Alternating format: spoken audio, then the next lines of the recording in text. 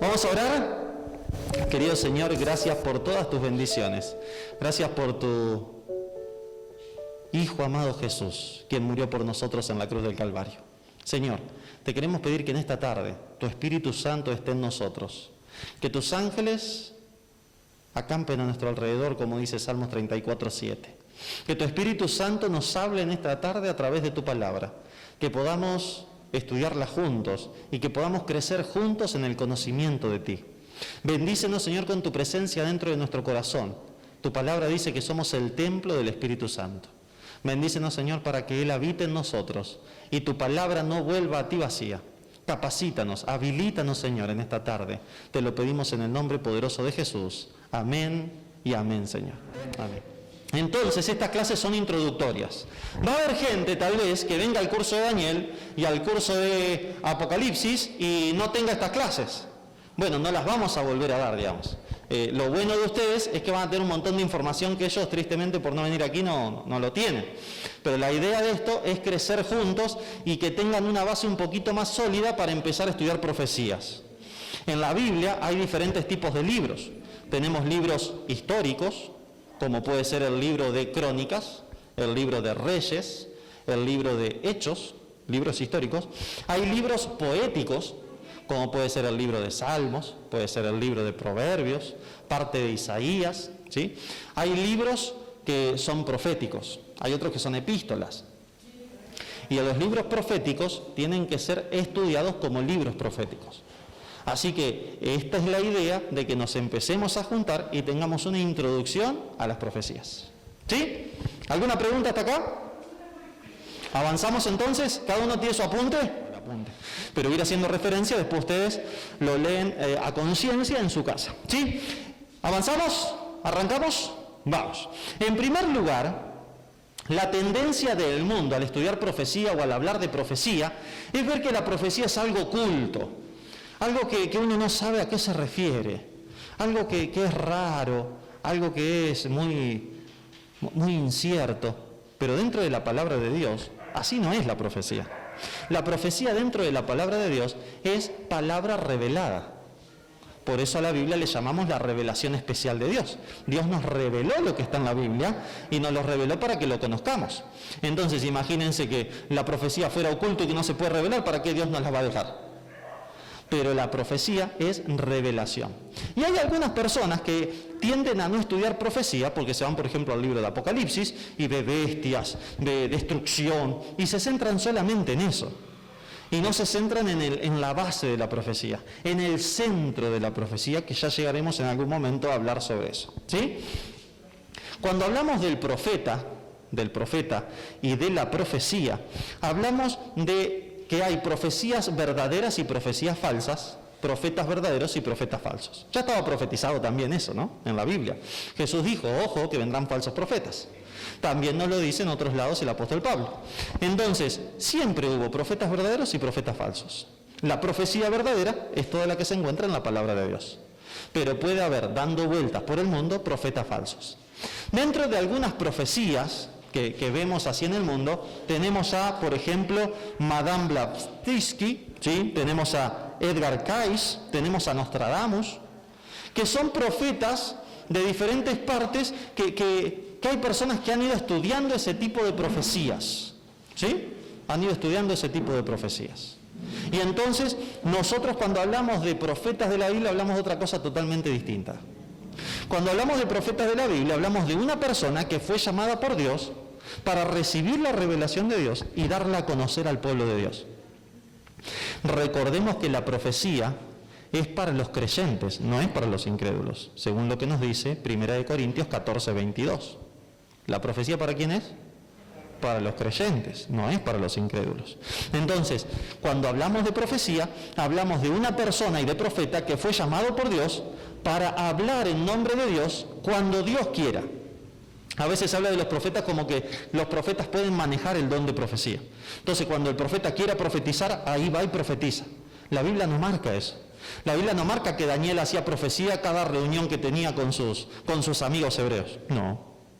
La Biblia no marca que Jeremías cada vez que hablaba profecía. No.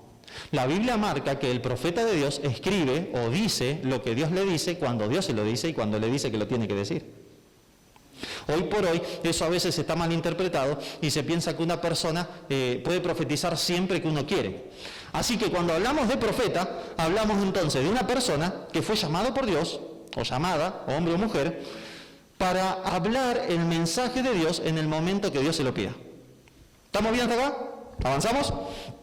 Ya dijimos que hay profecías verdaderas y falsas, ya vamos a ir viendo cuáles son. Y cuando nosotros estudiamos profecía, podemos estudiar de dos formas, podríamos decir. Una, para obtener conocimiento profético, pero eso no nos sirve a menos que conozcamos al centro de la profecía, que es Cristo. Cristo es el centro de toda profecía, el centro de toda profecía. Y a menos que veamos a Cristo en cada profecía que estudiemos, y estudiemos la profecía dentro del contexto del plan de salvación de Cristo, nos perderemos lo más rico de la profecía. Se van a dar cuenta que cuando vayamos avanzando en profecía veremos diagramas proféticos, veremos profecías de tiempo, de 490 años, de 70 años, de 40 años, de 2300 años, de 1260 años, de 1290 años, de 1335 años, todas profecías bíblicas que se cumplieron al pie de la letra, diagramas proféticos. Pero si solamente tenemos el concepto del diagrama profético y nos perdemos a Cristo, no sirve de nada. Porque el conocimiento nos salva, ¿sabían ustedes, no? ¿Quién nos salva? Jesús. Cristo Jesús es aquel que nos salva. Y si no lo conocemos, nos puede llegar a pasar como dice en Mateo capítulo 7, versículo 21 al 23. ¿Se acuerdan? No todo el que me dice Señor, Señor entrará al reino de los cielos, sino aquel que hace la voluntad de mi Padre que está en los cielos. En aquel día muchos me dirán, Señor, Señor, en tu nombre profetizamos. Ni siquiera estudiaban profecía, profetizaban. En tu nombre hicimos muchos milagros, en tu nombre echamos fuera demonios. ¿Y qué les dice Jesús? Apartados de mí, hacedores de maldad, no los conozco. Entonces, tenemos que estudiar profecía, pero para conocer más profundamente a Cristo y saber cuál es el momento en el que vivimos. ¿Cuáles son los propósitos de la profecía? ¿Cuáles son los propósitos? Miren, vamos a buscar 1 Corintios 14:3. Miren lo que dice la palabra de Dios en la primera carta a los Corintios, capítulo 14, versículo 3. Miren qué interesante este versículo. Pero el que profetiza habla a los hombres para edificar, exhortar y consolar. ¿Cuál es el propósito de la profecía? Edificar, exhortar y consolar. Edificación. ¿Para qué habla de edificación? Bueno, la idea de la profecía es confirmar en la fe a los creyentes. Miren lo que dice Juan 14, 29. Vamos a estar paseando por la Biblia, trénense los dedos. Juan 14, 29. Miren lo que dice la Biblia allí. Ahora os lo he dicho antes de que suceda, para que cuando suceda, creáis. Jesús está hablando y les dice algo que no había sucedido, estaba profetizando y le dice, se los dije ahora, para que cuando suceda crean. ¿Qué hace la profecía? Nos edifica. ¿Qué hace la profecía? Nos ayuda a estar plenamente conectados con la palabra de Dios y ver que la palabra de Dios se cumple. Y entonces así somos edificados. Las profecías son dadas a los que creen, no a los incrédulos. Miren lo que dice 1 Corintios 14, 22. Vamos otra vez a 1 Corintios, capítulo 14, verso 22.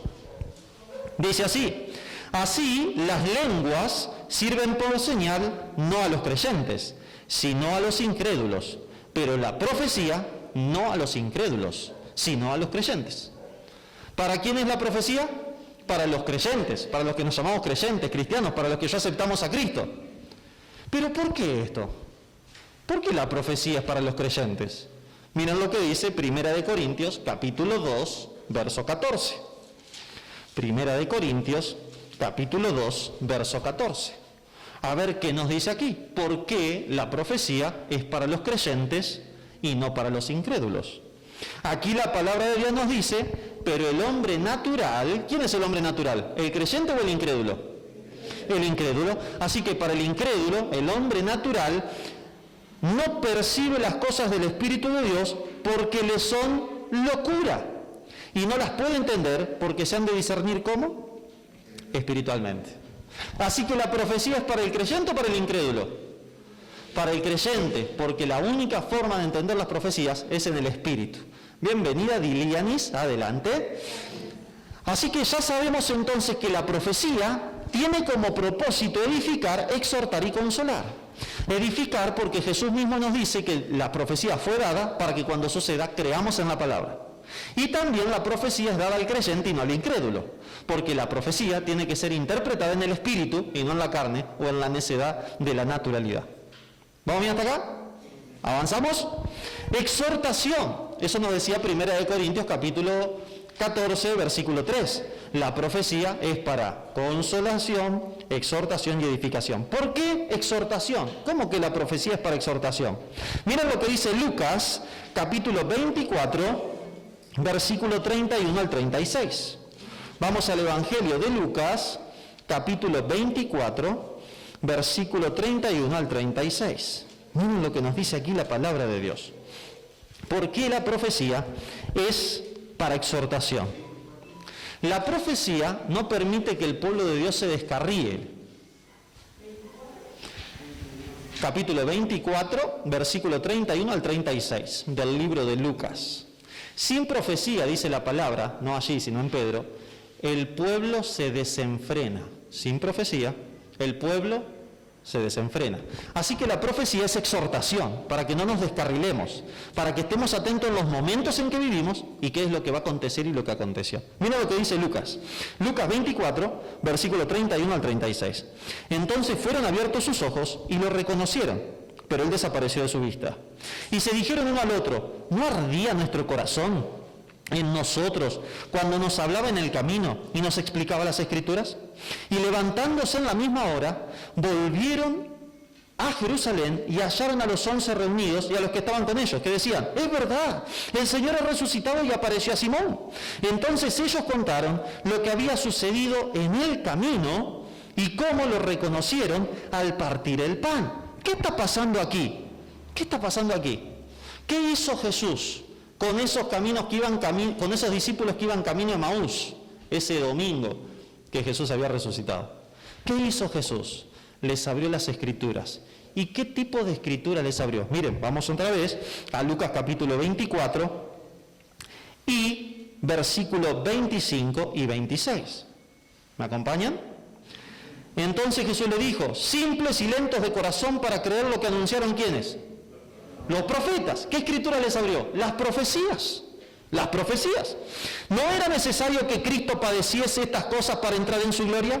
Y empezando desde Moisés y todos los profetas, les explicó todo lo que las Escrituras decían de él.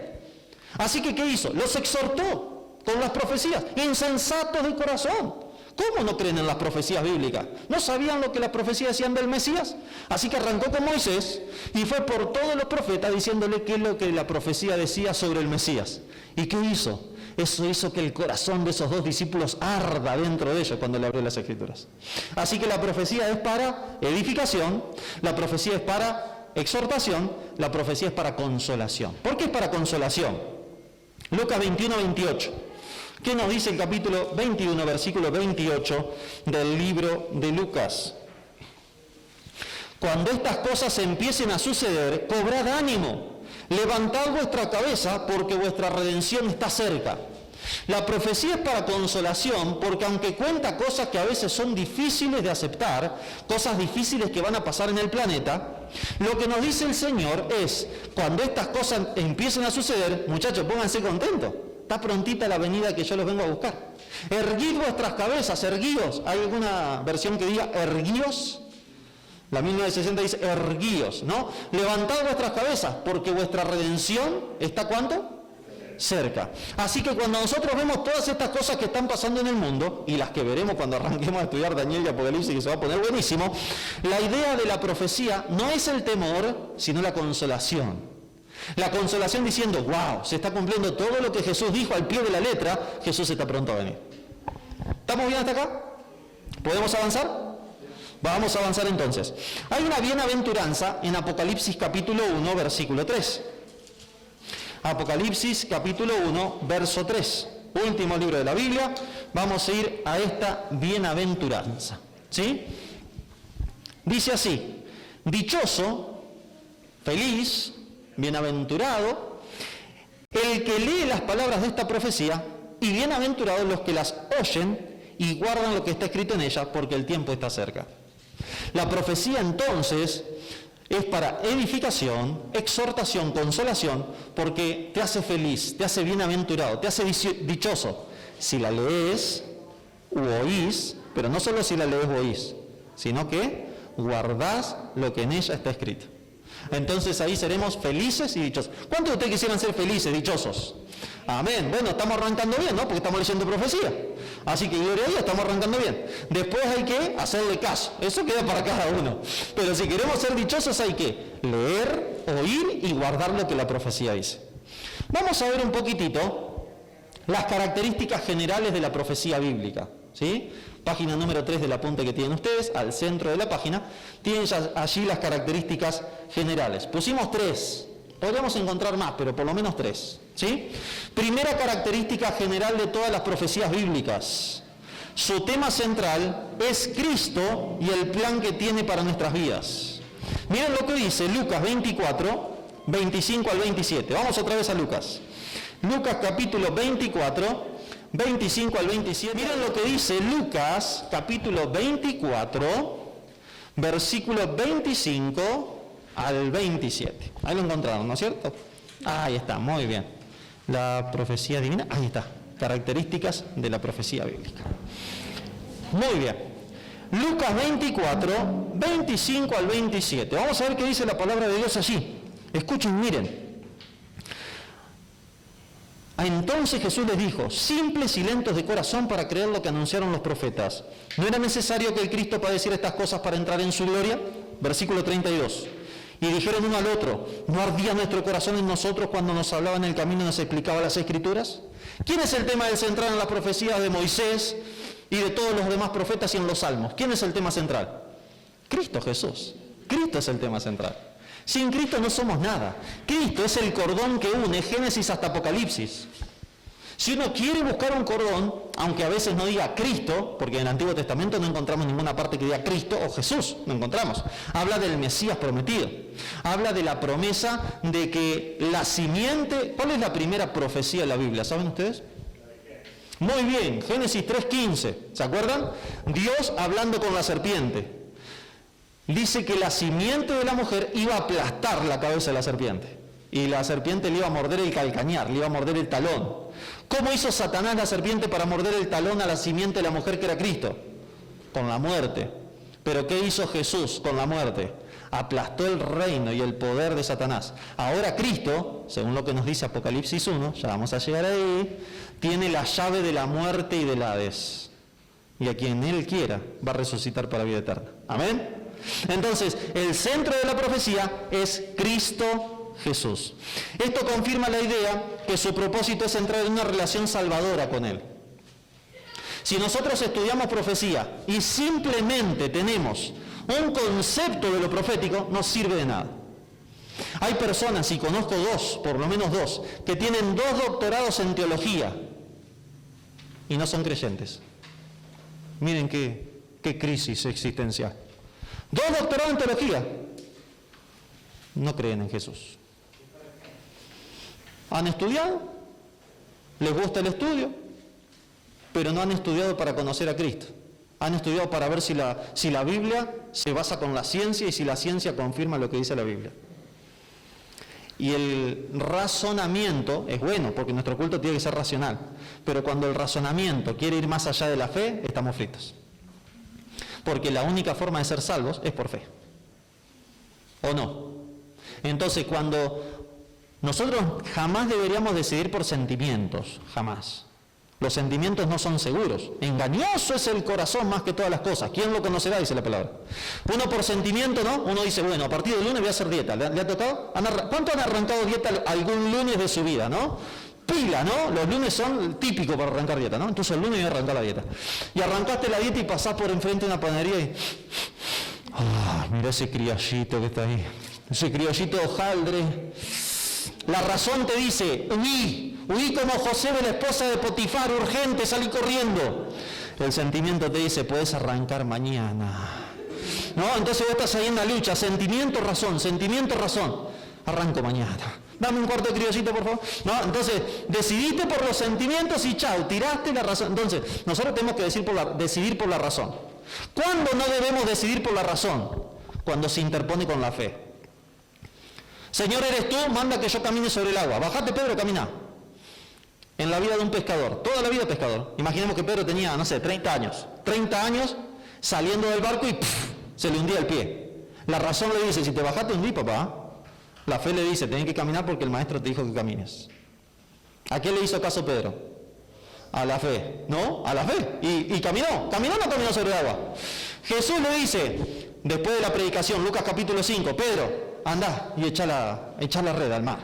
Y Pedro dice en su razón, son el mediodía, al mediodía nadie pesca, los pescados no están, en tu palabra echaré la red. Va en contra de todo lo racional, Señor, pero en tu palabra echaré la red. ¿Cuándo podemos ir en contra de la razón? Cuando la Biblia nos diga algo que tiene que ir en contra de nuestra razón. Pero mientras tanto, los sentimientos no son confiables. Tengan cuidado con los sentimientos. Porque podemos, pero yo, acá me dice el Señor que tengo que amar a mi prójimo, pero yo no siento eso. Aunque no sienta malo, mi hermano, pues ya te va a perder. Porque si no amas al prójimo es porque no amas a Dios, dice 1 Juan 4. Entonces, si no amamos al prójimo a quien vemos, ¿cómo vamos a amar a Dios a quien no vemos? Podemos mentirnos a nosotros mismos. No debemos depender de los sentimientos, debemos depender de la razón. Pero cuando la fe más allá de la razón, dependamos de la fe. Y la profecía se acepta por fe y por razón, porque la profecía bíblica es comprobable. Cuando estudiamos el libro de Daniel, mis hermanos, está buenísimo, el libro de Apocalipsis, wow. Vamos a ver profecías que acontecieron justo en el momento donde Dios había dicho 700 años antes, 1000 años antes, 1200 años antes, 1260 años antes, 483 años antes. ¿Cómo alguien puede decir dentro de 483 años va a pasar tal cosa y pasa? ¿Hay un ser humano capaz de hacer eso? No, dentro de los profetas humanos, de esto como Nostradamus y demás, vemos que dan generalidades. Dios no da generalidad. Dice, desde tal cosa hasta tal otra va a haber tanto tiempo, con años clavaditos, y pasa. Y yo digo, alabado sea el nombre del Señor. Ese sí es mi Dios. No el de generalidad de que lo puede interpretar de un montón de formas, porque la profecía no tiene muchas formas para interpretarse. ¿Sabían ustedes? ¿Quieren ver dónde dice la Biblia que la profecía no tiene muchas formas para interpretarse? Aguanten hasta el final, porque todavía no. Muy bien, ya los tengo prendidos hasta el final ahora. Vamos a la segunda característica de la profecía bíblica. Segunda característica. Es de naturaleza netamente espiritual. ¿La profecía está dentro de la palabra de Dios? ¿Sí? El libro de Daniel, el libro de Zacarías, Isaías, Jeremías, Lamentaciones no. Pero Ezequiel, ¿cuál más? Jonás, Habacuc, Oseas, Sofonías, Malaquías, Apocalipsis. ¿Está dentro de la Biblia todo eso? ¿Y la escritura se entiende naturalmente o espiritualmente? Espiritualmente. Porque al hombre natural lo que es del espíritu le parece locura. ¿Y quién inspira la palabra de Dios? El Espíritu Santo. Así que esto se discierne espiritualmente. Así que la profecía es netamente de naturaleza espiritual. No se puede interpretar con la carne. Por eso la profecía dice 1 Corintios 14, 22, ¿para quién es? ¿Para los creyentes o para los incrédulos? Para los creyentes, porque la profecía se discierne en el Espíritu. Tercera característica, segunda de Pedro 1, 19. Miren lo que dice aquí la palabra de Dios. Segunda de Pedro capítulo 1, verso 19. Tercera característica, la palabra profética de la Biblia es palabra segura. Segunda de Pedro, capítulo 1, verso 19. La palabra profética de la Biblia es palabra segura. Palabra segura. Miren lo que dice la palabra de Dios. Además tenemos la palabra profética aún más segura, a la que hacen bien en estar atentos, como a una antorcha que alumbra el lugar oscuro hasta que el día esclarezca y el lucero de la mañana salga en vuestros corazones. Hago una pregunta. Como creyentes, ¿deberíamos conocer las profecías bíblicas o no? Sí. ¿Está el mundo en tinieblas? Sí. ¿Nos dice que la profecía es una luz para alumbrar el lugar oscuro? Sí. Por eso hacemos el curso de profecías. Porque como creyentes necesitamos conocer las profecías bíblicas. ¿Se acuerdan cuando hacíamos referencia a Juan capítulo 8, verso 32? Conoceréis la verdad y la verdad os hará libres. Se van a dar cuenta que cuando avancemos en las profecías de Daniel y de Apocalipsis, la cabeza como que hay cosas que dicen, wow, esto no puede ser así, pero es. Y uno empieza a ver cómo en la historia de la humanidad lo que pasó ya estaba escrito en la palabra de Dios. Cómo en la historia de la humanidad, repito, lo que pasó ya estaba escrito en la palabra de Dios. Cosas que son increíbles, increíbles. Daniel vivió más o menos en el 600 antes de Cristo. Entre el 600 y el 500, en el 540, 530 capaz que se murió, más o menos. ¿Sí? Ahí vivió, en Babilonia y en Medo-Persia.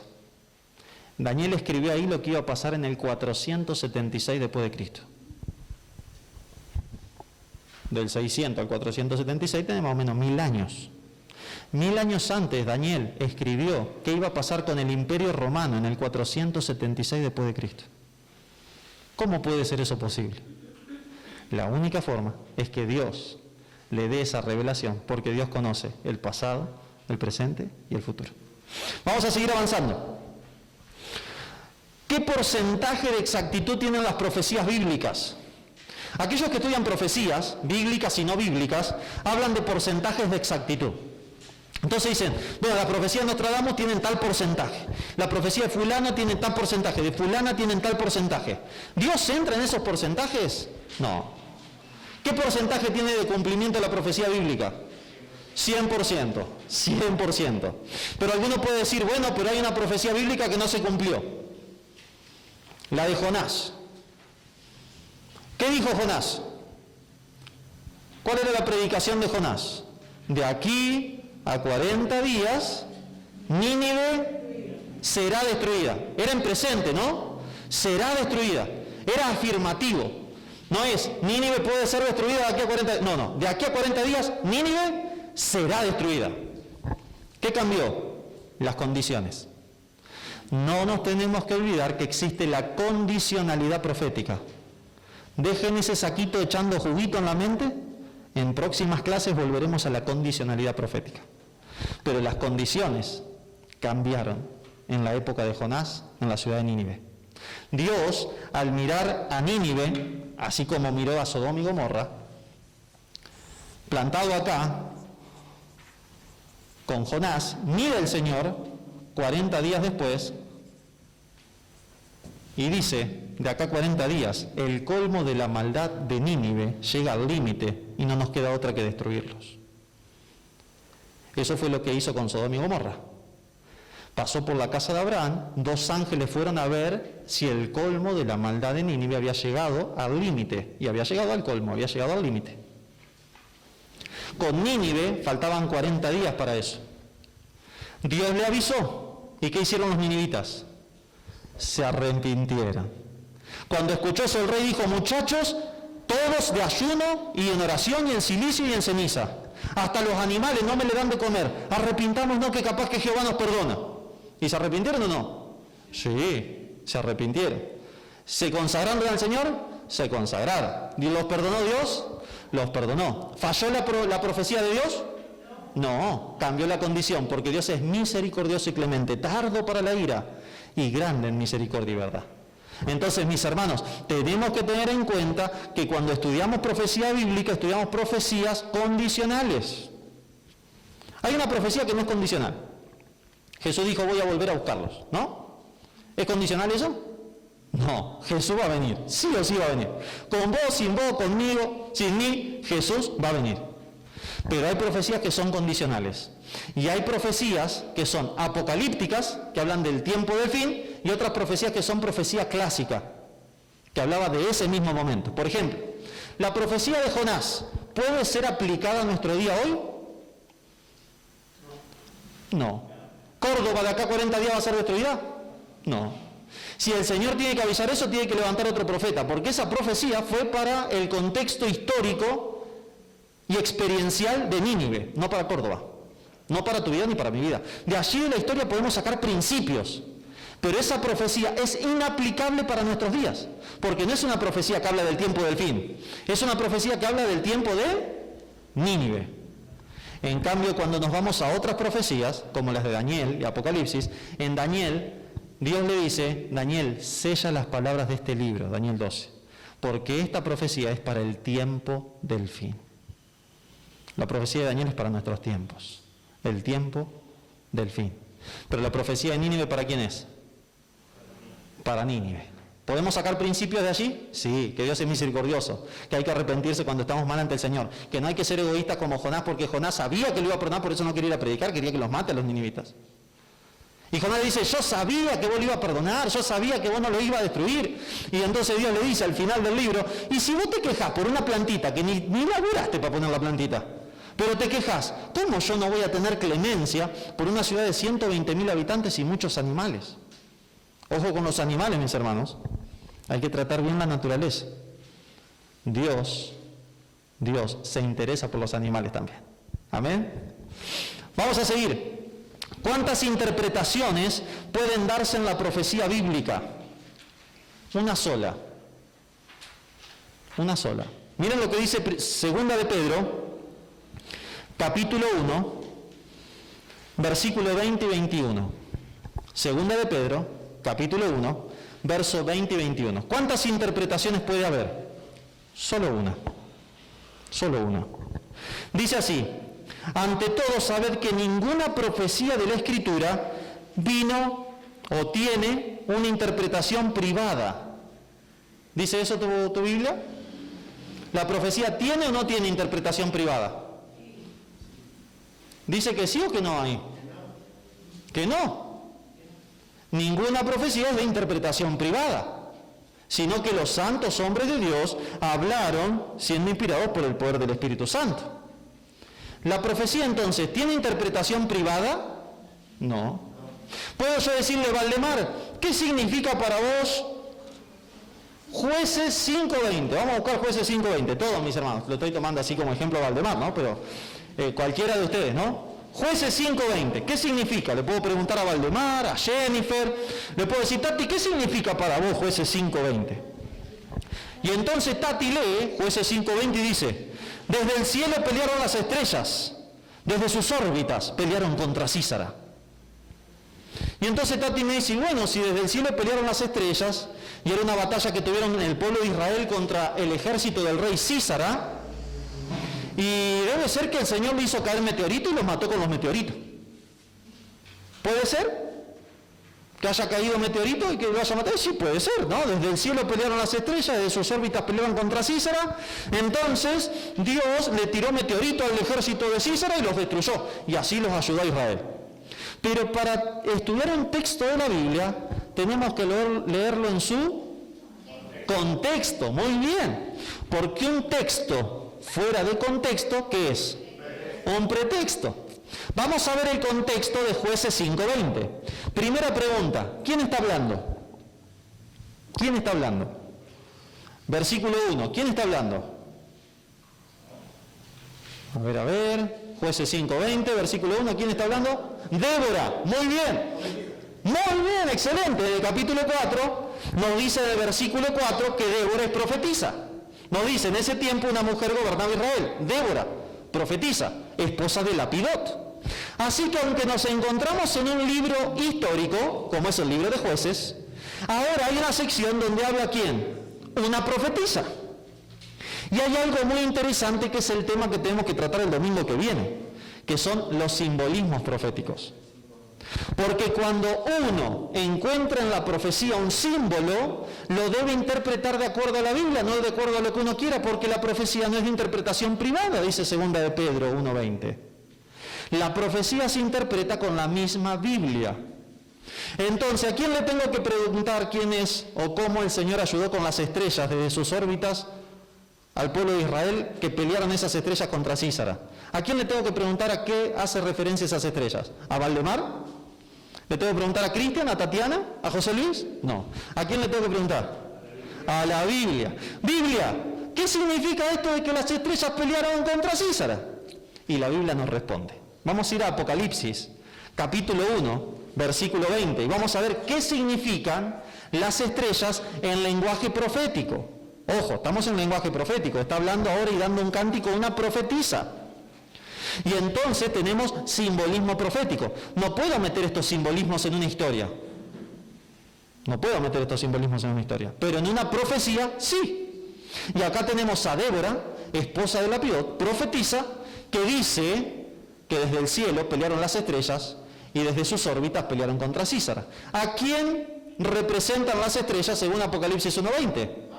A los ángeles, muy bien. Las estrellas que están en mi mano son los ángeles. Así que ahora leamos en Jueces 5:20 el versículo, pero interpretando bíblicamente, no de acuerdo a lo que le parece al pastor Pablo, no de acuerdo a lo que le parece a Brenda, no de acuerdo a lo que le parece a Mili, no, de acuerdo a lo que le parece a la Biblia. Jueces 5:20. Desde el cielo pelearon los ángeles. Los ángeles pelearon contra Císara. ¿Tiene sentido?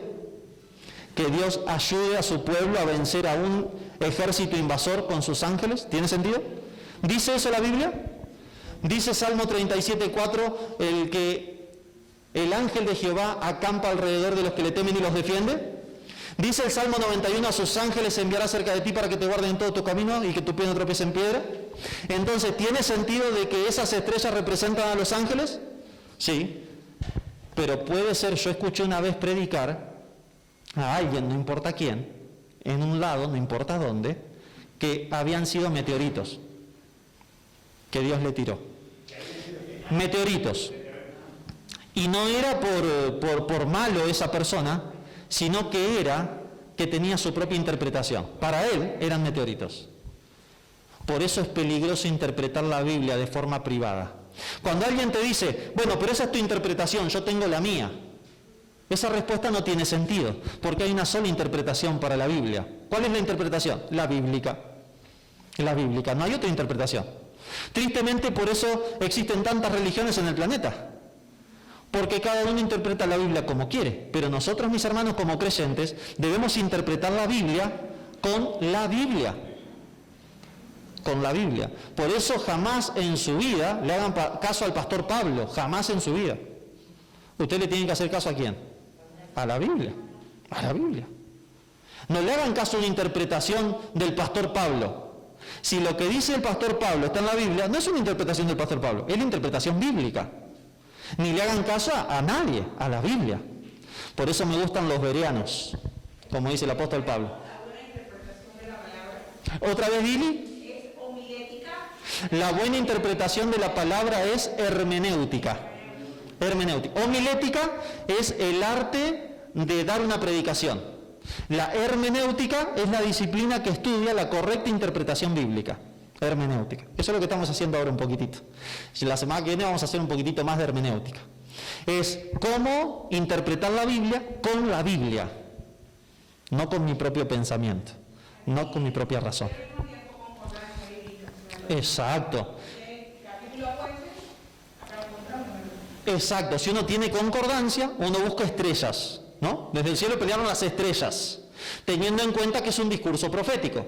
Y entonces ahí uno puede ir a revisar qué significan las estrellas en otro libro profético. Tiene que estar la revelación. Se van a dar cuenta que en la profecía Dios usa mucho simbolismo, muchísimo. Pero cada símbolo se encuentra descifrado en la misma Biblia. No hay ningún símbolo que alguien pueda decir, bueno, para mí esto es tal cosa. No. Ese de para mí no existe en la profecía bíblica. En la profecía bíblica existe, ¿qué es esto dentro de la Biblia misma? Y ahí entonces podemos tener así dice el Señor. Ahí podemos estar seguros en la palabra profética más segura, porque nos basaremos siempre en la Biblia. Como dice Timoteo, la Biblia y solo la Biblia, columna y baluarte de la verdad. Es la Biblia. Y necesitamos depender de la Biblia cuando estudiamos profecía. Por eso vamos a ir al final. ¿Cuáles son los aspectos generales de la profecía bíblica? ¿Sí? Número 1. Va dirigida a los siervos de Dios. ¿Sí? Miren lo que dice Apocalipsis 1:1. La profecía bíblica va dirigida a los siervos de Dios. Y a las siervas también, ¿no? A los hijos de Dios. Miren lo que dice. La revelación de Jesucristo que Dios le dio para manifestar a ¿quiénes?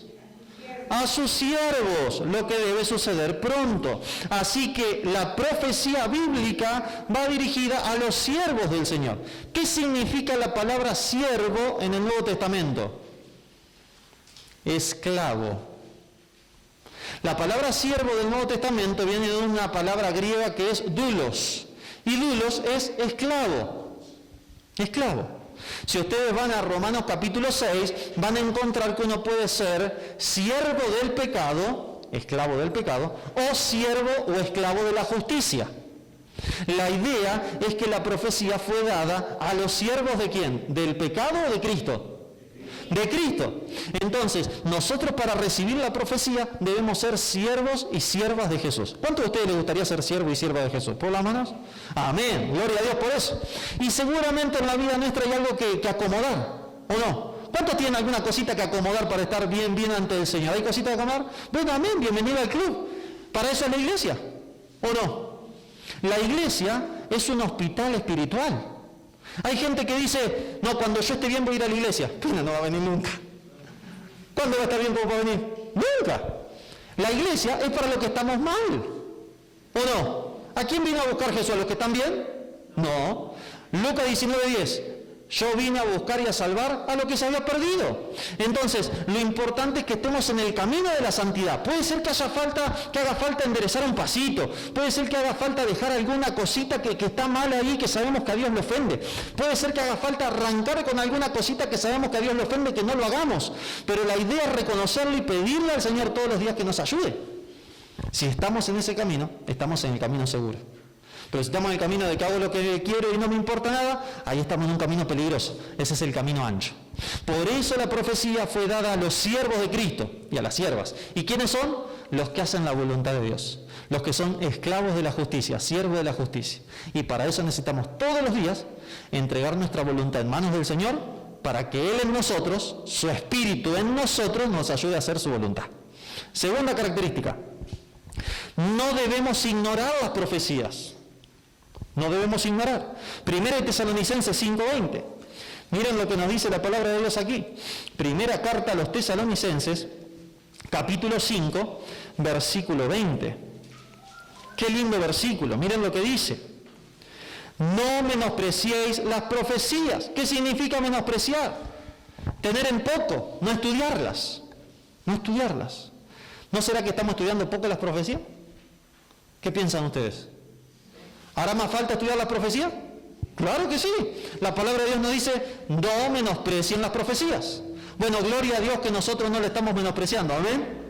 Porque estamos acá presentes estudiando la profecía, así que gloria al Señor, no le estamos menospreciando. Estamos arrancando a estudiar las profecías, ¿sí? Y recordemos que la profecía es dada a nosotros porque el tiempo está cerca. El tiempo de la segunda venida de Cristo está cerca. Está cerca. Son las cosas que deben suceder pronto. Las palabras traducidas como pronto, en el griego entechei, significa que cuando llegue el momento, no habrá tardanza en su cumplimiento. Los eventos finales van a ser en rápida sucesión. Por eso nos tenemos que preparar, porque falta poco para eso. Número 3. Las profecías no son un misterio. No son un misterio. ¿Qué significa la palabra apocalipsis? La palabra apocalipsis significa revelación, significa correr el velo. Así significa. Es como si acá estuviera algo tapado y yo digo apocalipsis y les muestro lo que está atrás. Entonces las profecías no son un misterio oculto que nadie puede desentrañar. No, es la revelación y es la revelación de Jesucristo. Amén por eso. Número 4. Solo hay una interpretación correcta. No hay muchas interpretaciones de las profecías. Hay una interpretación correcta. ¿Cuál es esa? La interpretación bíblica. Bíblica. No es la interpretación de la iglesia fulana. No es la interpretación del pastor sultano o del sacerdote mengano. Es la interpretación ¿cuál? Bíblica. Hay una sola interpretación. Porque como dice la palabra de Dios en 2 de Pedro 1, 20 y 21, la interpretación privada no existe. No es que, yo tengo mi interpretación privada, eso no existe. El Espíritu Santo que desarrolló la Biblia es el que nos da a través de la Biblia la única interpretación bíblica para los textos bíblicos. Y número 5, ¿qué son las profecías? Una bendición, las profecías son una bendición. Y vamos a cerrar con Apocalipsis 1:3. Miren lo que dice, allí ya lo leímos, pero lo vamos a volver a leer. Las profecías, mis hermanos y amigos, son una bendición. Vamos a decir, ¿cuál es el libro que más te gusta de la Biblia? A mí el libro que más me gusta es Apocalipsis, el libro que más me gusta de la Biblia. Y yo dice, pero ahí hay bestias, hay cosas feas. No, ahí está Cristo como en ningún otro lado. Porque el Apocalipsis es la revelación ¿de quién? De Jesucristo. Si vos querés conocer a Jesús, tenés que estudiar el Apocalipsis. Si vos querés conocer a Jesús, indudablemente que tenés que leer los 4 evangelios, pero no conocerás a Jesús plenamente hasta que no conozcas el Apocalipsis.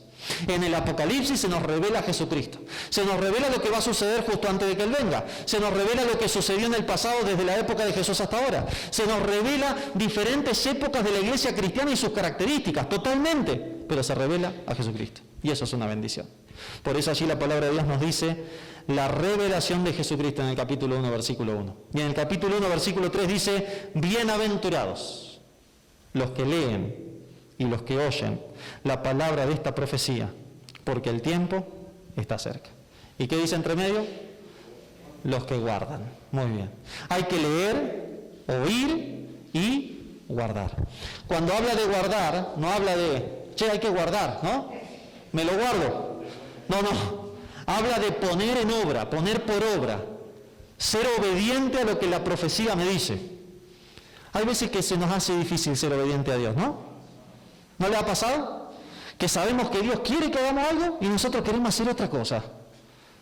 Déjenme decirle que eso ya está declarado en la palabra de Dios. En Gálatas capítulo 5 nos dice que cuando nosotros nacemos nuevamente del Señor, cuando ya tenemos la naturaleza espiritual, recuerden que cuando uno es bautizado nace del agua y del Espíritu, que cuando uno empieza a estudiar la palabra de Dios nace de la palabra, 1 de Pedro 1:23, siendo renacidos no de simiente corruptible, sino de incorruptible por la palabra de Dios que vive y permanece para siempre. Y entonces ahí empieza una pelea, la pelea de la carne contra el Espíritu. Y esa es la pelea que tenemos. Dios nos dice, tenés que hacer tal cosa, y la carne te dice, no la hagas, es feo hacer eso. Y tenemos esa pelea. Pero si nos ponemos en las manos del Señor, si seguimos el ejemplo del apóstol Pablo, quien dice, todos los días muero. Y como él moría a su propia voluntad, la voluntad de Cristo imperaba en su vida y él podía hacer la voluntad de Dios y ya no la suya.